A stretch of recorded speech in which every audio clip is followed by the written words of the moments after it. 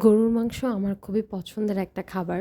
তো ছোটোবেলা থেকে আম্মু যখন রান্না করতেন, তো আমি হচ্ছে গিয়ে আম্মুর পাশে বসে থাকতাম যে গরুর মাংসটা আম্মু তো সবসময় হাতে মাখিয়ে রান্না করছে। সো ওই সময় হচ্ছে গিয়ে আমি দেখতাম যে সব মশলা দিয়ে, তেল দিয়ে, সব বাটা মশলা দিয়ে কীভাবে আম্মু হাত দিয়ে মেখে মেখে হচ্ছে গিয়ে গরুর মাংসটা রান্না করতো। আমার কাছে দেখতে এই জিনিসটা খুবই ভালো লাগতো। তো আজকে না মানে আমি তো নোয়াখালী থেকে ঢাকায় চলে আসছি। গতকালকে হচ্ছে আম্মু আমাদের জন্য গরুর মাংস রান্না করেছিলেন। অনেক কিছুই রান্না করেছেন, রোস্ট, পোলাও। তো আজকে হচ্ছে গিয়ে গরুর মাংসর আম্মু কীভাবে আমার শাশুড়ি আম্মু কীভাবে গরুর মাংস রান্না করে সেটা আপনাদের সাথে একটু ছোটো করে ভিডিও করে শেয়ার করব। তো এখানে হচ্ছে গিয়ে আম্মু সব মশলাগুলো একসাথে দিয়ে দিয়ে হচ্ছে গিয়ে মাখিয়ে নেবেন। এখানে হলুদ, মরিচ অ্যান্ড হচ্ছে গিয়ে তেজপাতা, দারচিনি, যত বাটা মশলা আছে, আদা, রসুন অ্যান্ড আম্মু হচ্ছে গিয়ে আলাদা করে একটা দেখলাম বাটা মশলা রেডি করেছিলেন।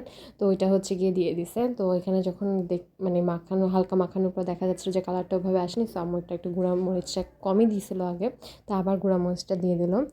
তো আসলে মাংস মাখানোটা দেখাটাই আমার কাছে খুব ভালো লাগে। কাঁচা মাংস হোক, অনেকে আসলে কাঁচা মাংসটা দেখে খেতে পারেন না, বাট আমার কাছে আসলে ওরকম খারাপ লাগে না, কারণ আমার গরুর মাংস খুব পছন্দ, তো এই জন্যে।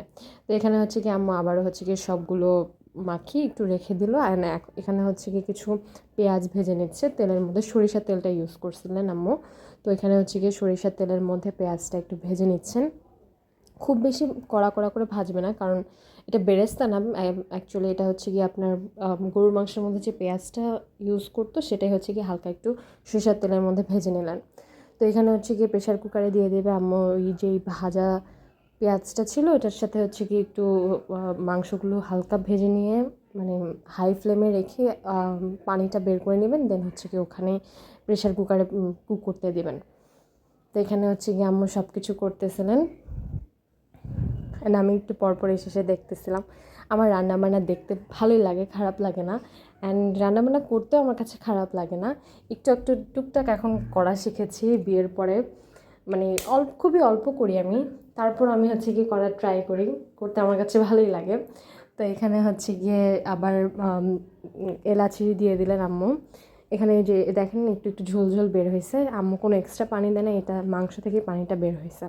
তো এখন হচ্ছে গিয়ে আর একটু কষানোর পরে একটু যখন মাখা মাখা হবে তখন হচ্ছে গিয়ে আম্মু প্রেশার কুকারে একদম দিয়ে দিবে 3টা বা 4টা এগেস সিটি আসার জন্য ওয়েট করতেছিলেন। তারপরে যখন প্রেশার কুকারে সিদ্ধ হয়ে গেল তখন হচ্ছে গিয়ে রেডি হয়ে গেল।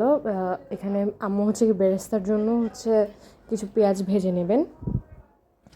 এখানে আমি দেখতেছিলাম ও মাঝখানে আম্মু কিছু আলু অ্যাড করেছিল, প্রেশার কুকারে সিটি দেওয়ার পরে একটু আলু অ্যাড করে নিল, কারণ আমাদের বাসার সবাই, আমার হাজব্যান্ড, আমার শ্বশুর সবাই হচ্ছে গিয়ে গরুর মাংসের সাথে আলুটা পছন্দ করে। তো এটা হচ্ছে গিয়ে বেসিক্যালি আপনার বেরেস্তার পেঁয়াজটা। তো এখানে হচ্ছে গিয়ে পেঁয়াজগুলো ভেজে নিচ্ছিল তেলের সাথে, এটা সয়াবিন তেলের ভাজছিলেন। তো এটা একটু মুচমুচু টাইপের করার পরে আম্মু হচ্ছে গিয়ে গরুর মাংসের উপরে দিয়ে দেবেন। তো গরুর মাংস আসলে সবসময় মজা, তারপরও আম্মুর স্টাইলটা একটু অন্যরকম, আমার আম্মুর স্টাইলটা অন্যরকম।